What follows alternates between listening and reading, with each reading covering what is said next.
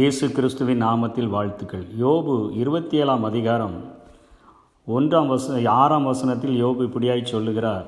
என் நீதியை கெட்டியாய் பிடித்திருக்கிறேன், அதை நான் விட்டுவிடேன். நான் உயிரோடு இருக்கும் அளவும் என் இருதயம் என்னை நிந்திக்காது என்று சொல்லி ஒரு வசனத்தை சொல்லுகிறார்.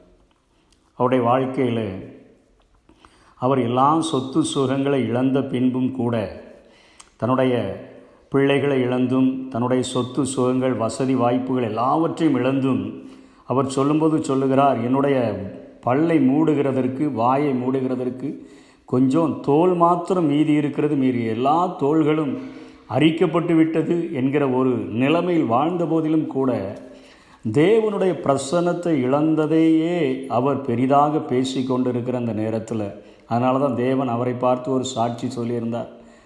அவன் உத்தமனும் சன்மார்க்கனும் தேவனுக்கு பயந்து பொல்லாப்புக்கு விலகுகிறவனுமாய் இருந்தான் என்று சொல்லி ஆண்டவரே அவனை குறித்து சாட்சி கொடுத்திருந்தார். அந்த யோபு இவ்வளோ பெரிய பிரச்சனையின் மத்தியில் அவர் சொல்லுகிறார், என் நீதியை கெட்டியாய் பிடித்திருக்கிறேன், அதை நான் விட்டுவிடேன். வாழ்விலே என் ஆண்டவருக்காக பிரியமுள்ள ஒரு வாழ்க்கை வாழும்படியாக என்னுடைய உள்ளத்திலே ஒரு ஆழமான தீர்மானத்தை நான் எடுத்திருக்கிறேன், அதை நான் விட்டுவிடேன். நான் உயிரோடு இருக்கும் அளவும் என் இருதயம் என்னை நிந்திக்காது என்று சொல்லுகிறார். அதாவது என் இருதயம் ஒரு நாளும் நீ இப்படி பரிசுத்தமாய் வாழ்கிறதற்கென்று உன்னை ஒப்பு கொடுத்து விட்டு நீ இப்படி அசுத்த வாழ்க்கையை வாழ்ந்து விட்டாயே என்று சொல்லி ஒரு நாளும் என் இருதயம் என்னை குத்தி காட்டாதபடி மற்றவர்களுடைய பார்வைக்கல்ல என் இருதயத்திற்கே நான் சுத்தமுள்ளவனாய் நான் வாழ்வேன் என்று சொல்லி அவர் அங்கே உயிரோடு இருக்கிற நாள் வரையிலும் நான் அதை செய்வேன் என்று சொல்லுகிறதை பார்க்கிறோம். இதை கொஞ்சம் ஆழமாக புரிந்து கொள்ள பவுல் அப்போஸ்தலன் தீமோத்தேயுவுக்கு எழுதின அந்த 1 தீமோத்தேயு 1 அதிகாரம் 5 வசனம் இப்படியாய் சொல்லுகிறது, கற்பனையின் பொருள் என்னவெனில் சுத்தமான இருதயத்திலும் நல்மன சாட்சியிலும் மாயமற்ற விசுவாசத்திலும் பிறக்கும் அன்பே என்று சொல்லுகிறது. கற்பனையின் பொருள் என்று சொன்னால் 10 கற்பனைகள் என்று சொல்லி நாம் அநேக வீடுகளிலே எழுதி போட்டிருக்கிறதை பார்க்க முடியும். அப்படிப்பட்ட கற்பனையினுடைய மொத்த கற்பனைகளினுடைய முடிவு கருத்து உட்கருத்து என்ன? அது சுத்தமான இருதயம், அந்த இருதயத்தில் ஒரு நல்மன சாட்சி, அதில் ஒரு மாயமற்ற விசுவாசம் என்று சொல்லி 3 காரியங்களை இவைகளை நிமித்தமாய் பிறக்கிற அன்பே என்று சொல்லுகிறார். 18 வசனத்தின் பின்பகுதியிலும் 19 அவர் கற்றுக் கொடுக்கிறார், விசுவாசமும் நல்மன சாட்சியும் உடையவனாயிரு. இந்த நல்மன சாட்சியை சிலர் தள்ளிவிட்டு விசுவாச கப்பலை சேதப்படுத்தினார்கள் என்று சொல்லி அங்கே தன்னுடைய சிசியனாகிய ஆவிக்குரிய தகப்பனாய் பவுல் இருந்து இங்கே ஆவிக்குரிய மகனாக கருதக்கூடிய என் குமாரனாகிய தீமோத்தேயுவே என்று சொல்லி அழைத்து இந்த ஆலோசனையை கொடுக்கிறதை பார்க்கிறோம்.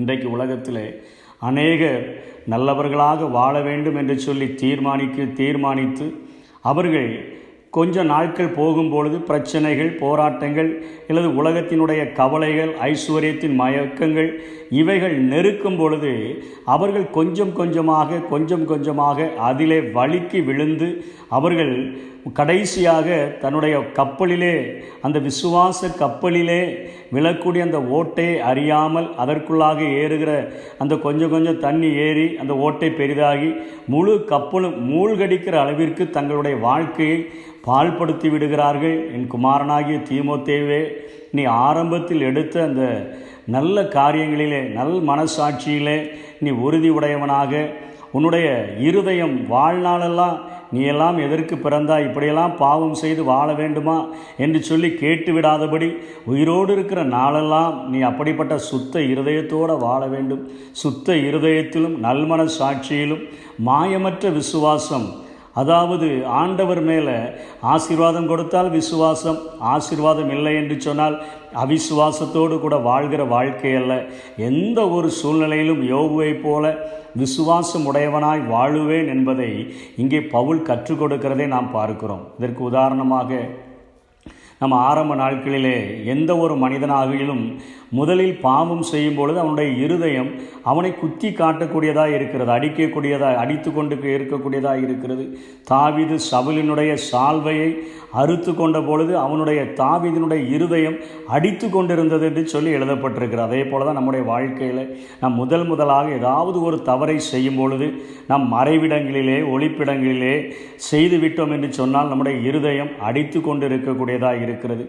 நாளடைவிலே அந்த பாவங்களை திரும்ப செய்யும் பொழுது நம்முடைய மனது அதிலே பழகிவிட்டபடியினாலே நல்மனசாட்சி சேதமடைந்து அது அழுக்காகி விடுகிறபடியினாலே அந்த சுத்த இருதயம் கல்லான இருதயமாய் மாறிவிடுகிறபடியினாலே துணிகரமான பாவங்களை செய்கிறவர்களாக, மறைமுகமான பாவத்திலிருந்து கொஞ்சம் முன்னேற்றம் பெற்று துணிகரமான பாவங்களை செய்கிறவர்களாக மாறிவிடுகிறோம். ஆகவே தான் பவுல் இங்கே தீமோத்தேயுக்கு எச்சரிக்கிறார். நீ ஆண்டவரை ஏற்றுக்கொண்ட பொழுது உன்னுடைய இருதயத்தை, கல்லான இருதயத்தை ஆண்டவர் எடுத்து போட்டுவிட்டு சதையான இருதயத்தை எனக்கு எப்படி தந்தாரோ.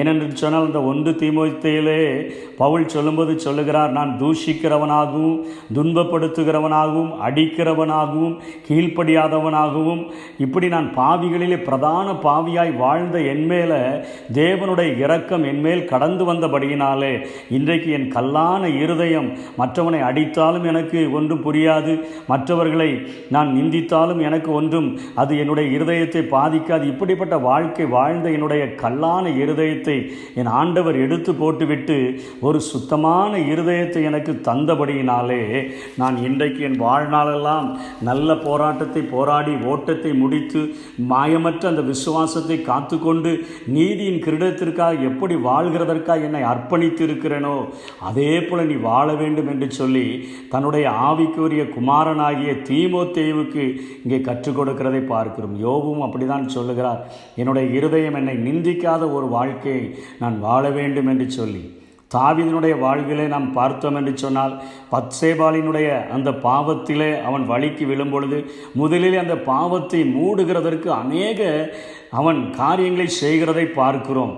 அங்கே அவனுடைய கணவனை அழைத்து விடுகிறான், அவனை குடிக்க வைத்து அந்த பாவத்தை அந்த உரியாவின் மேல் சுமத்தி விடும்படியாய் அநேக முயற்சிகள், 1 முறை 2 முறை முயற்சி எடுத்தும் அது தோல்வி கண்டதினாலே யுத்தத்திலே அவனை அழித்து விடும்படியாய் இந்த பாவத்தை மூடுகிறதற்காக அவன் எத்தனையோ காரியங்களை செய்கிறான். ஆனால் கடைசியிலே அந்த உரியா மரித்த பின்பு அவனுடைய இருதயம் ஒரு கல்லான இருதயத்தை போல் ஆனபடியினாலே 2.5 வருடங்கள் அவன் பத்சேபாளை திருமணம் முடித்து குழந்தை பிறந்து அந்த குழந்தைகளை தாலாட்டு பாடுகிற நாள் வரையிலும் அவனுடைய இருதயம் கல்லாக்கப்பட்டதை பார்க்கிறோம்.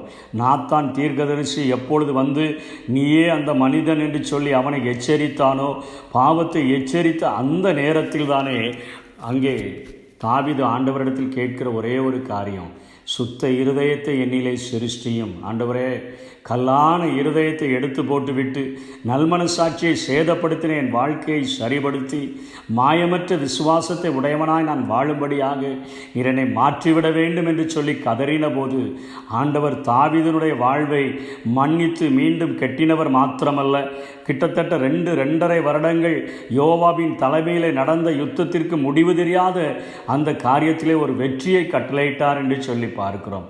இன்றைக்கு ஆண்டவருக்காக வாழ தீர்மானித்திருக்கிற நம்முடைய வாழ்க்கையில் விசுவாசமாகி அந்த கப்பல் உலகத்தினுடைய கவலைகளினால, ஐஸ்வர்யத்தின் மயக்கத்தினால, உலகத்தின் சிற்றின்பங்களினால அவைகள் ஓட்டை விழுந்திருக்கிறதா என்று சொல்லி ஆராய்ந்து பார்த்து இங்கே யோபு சொல்லுகிறது போல, ஆண்டவரே, என் நீதியை கெட்டியாய் பிடித்திருக்கிறேன், அதை நான் விட்டுவிடேன், நான் உயிரோடு இருக்கும் அளவும் என் இருதயம் என்னை நிந்திக்காத ஒரு வாழ்க்கை நான் வாழ விரும்புகிறேன். பவுல் சொல்லுகிறது போல, கற்பனையின் பொருள் என்னவெனில் சுத்தமான இருதயத்திலும் நல்மன சாட்சியிலும் மாயமற்ற விசுவாசத்திலும் பிறக்கும் அன்பே. இப்படிப்பட்ட ஒரு ஆழமான தீர்மானத்தை எடுத்து வாழ்வோம் என்று சொன்னால் ஆண்டவருக்கு பிரியமுள்ள வாழ்க்கை வாழ முடியும். அப்படிப்பட்ட கிருபைகளை ஆண்டவர் தாமே நமக்கு தந்தருள்வாராக. ஆமென்.